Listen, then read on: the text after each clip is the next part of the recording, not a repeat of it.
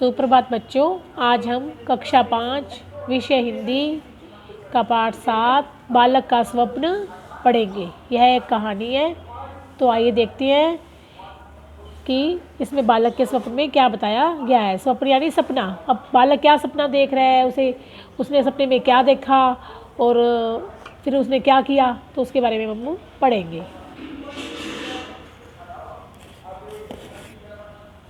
किसी सेठ के यहाँ एक लड़का नौकरी करता था।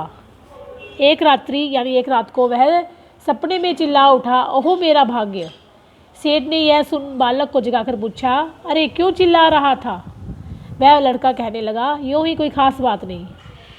अगले दिन सेठ ने उस लड़के से स्वप्न की यानी सपने की बात दोबारा पूछी, पुनः यानी दोबारा। वह लड़का टाल गया। उस दिन से बालक छिपकर पढ़ने लगा। पता नहीं अब उसने सपने में क्या देखा था जिससे वो क्या करने लगा, छिपकर पढ़ने लगा। एक दिन सेठ ने कहा, सुन रे लड़के, आज या तो तू अपने स्वप्न की बात बता दे या मेरे यहाँ काम करना बंद कर दे। लड़का चतुर था, होनहार था यानी बुद्धिमान था। उसने नौकरी छोड़ दी। उसने पढ़ाई चालू रखी यानी उसने पढ़ना नहीं छोड़ा, लेकिन नौकरी छोड़ दी अपनी सपने की बात लेकिन सेठ को नहीं बताई। इसी बीच उसे गांव के जमींदार के यहाँ नौकरी मिल गई। एक दिन सेठ जमींदार के यहाँ कपड़े लेकर आया। उसने लड़के को वहाँ काम करते देखा।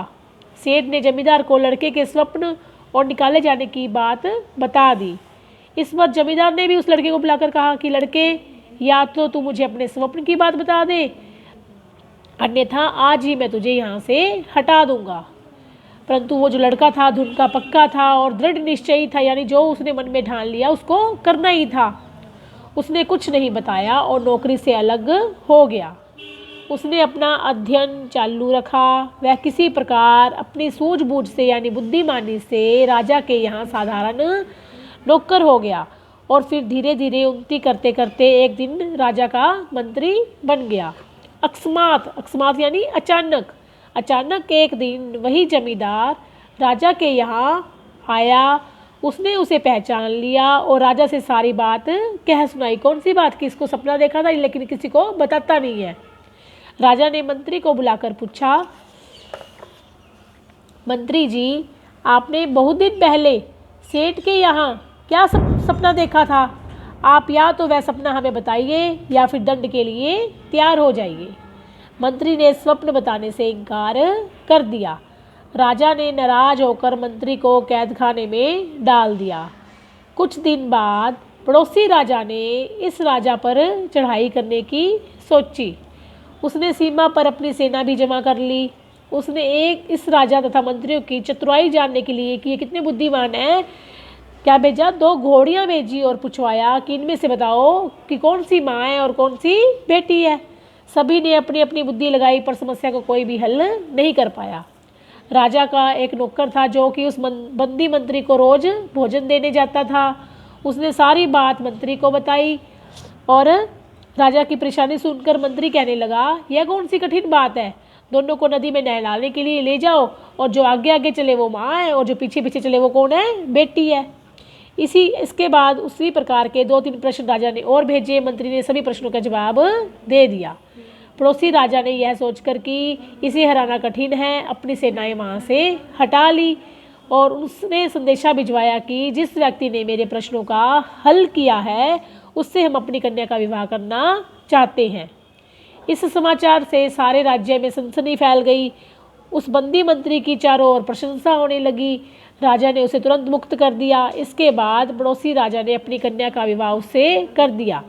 राजा ने मंत्री को अपना आधा राज्य भी दे दिया। इसके बाद इस राजा ने भी, जिसके वहाँ वो नौकरी करता था, तो उसने भी उसको बहुत सारा धन दौलत उसको दी।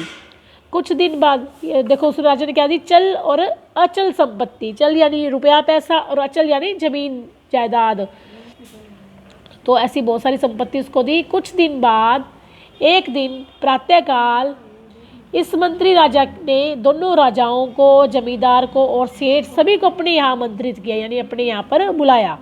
जब वे सब वहाँ उपस्थित हुए तो उस समय यह मंत्री राजा पलंग पर महल के विशाल और सजे हुए एक कमरे में लेटे थे।